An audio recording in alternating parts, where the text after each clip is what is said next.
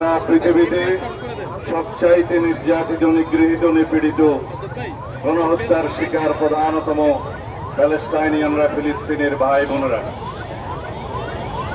প্রথম বিশ্বযুদ্ধ এবং দ্বিতীয় বিশ্বযুদ্ধ পরবর্তী ইঙ্গো মার্কিন ষড়যন্ত্রের মাধ্যমে ফিলিস্তিন রাষ্ট্রের মধ্যে আশ্রিত এই ইসরায়েলিরা, তারা আজকে যারা মূল অধিবাসী ফিলিস্তিনিদেরকে উচ্ছেদ করে আপন দেশে তাদেরকেই পরবাসী বানাচ্ছে।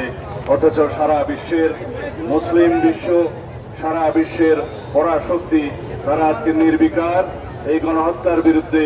তারা সোচ্চার নয়, এমনকি প্রত্যক্ষ এবং পরোক্ষভাবে এই গণহত্যার মদত যোগাচ্ছে ইঙ্গো মার্কিন বাহিনী। আমরা তার তীব্র নিন্দা এবং ক্ষোভ জানাই এবং সারা পৃথিবীতে মুসলিম বিশ্বের যারা মোড়ল তাদের প্রতি আহ্বান জানাই, আপনারা সারা পৃথিবীতে নির্যাতিত মুসলিমদের পক্ষে আপনাদের কণ্ঠ উচ্চকিত করবেন। আপনারা ব্যবস্থা নেবেন যাতে বিভিন্ন ষড়যন্ত্রের ফলে বিশ্বের পরাশক্তিরা যে ইসরায়েলের পক্ষে ভূমিকা রাখছে সেটা বন্ধ হয়।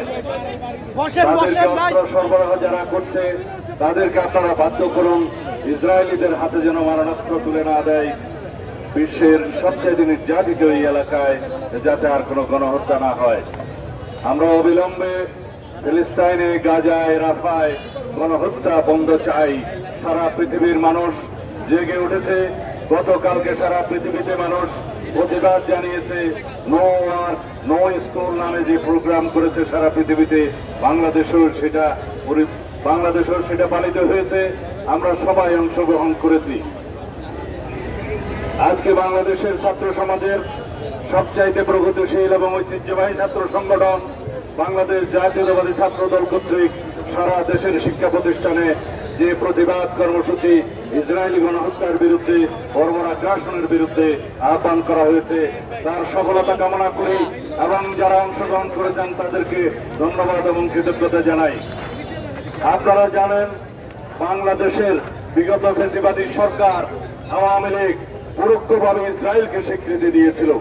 কিভাবে? তারা বাংলাদেশের পাসপোর্টে ইসরায়েল ব্যতীত সকল রাষ্ট্রে গমনের যে নির্দেশনা ছিল সেখান থেকে ইসরায়েল শব্দটি রিমুভ করে দিয়েছিলেন, প্রত্যাহার করে নিয়েছিলেন।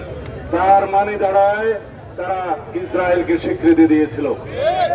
অথচ তারা বাংলাদেশের মুসলমানদের পক্ষে, সারা পৃথিবীর মুসলমানদের পক্ষে মায়া কান্নাও কান্ত। বাংলাদেশের বিরোধী রাজনৈতিক দলীয় রাজনৈতিক কর্মী এবং যারা ফ্যাসিবাদের বিরুদ্ধে আন্দোলন করেছে সকল গণতান্ত্রিক শক্তি, সামাজিক শক্তিশালী দেশের আপামর জনসাধারণের বিরুদ্ধে আড়ি পাতা যন্ত্রের মাধ্যমে যে নির্যাতনের তারা সূচনা করেছিলেন, সেই আড়ি পাতা যন্ত্র পেগাসাস স্পাইওয়ার সেই ইসরায়েল থেকে তারা খরিদ করেছিল এই হাসিনা সরকার। আজকে যেখানে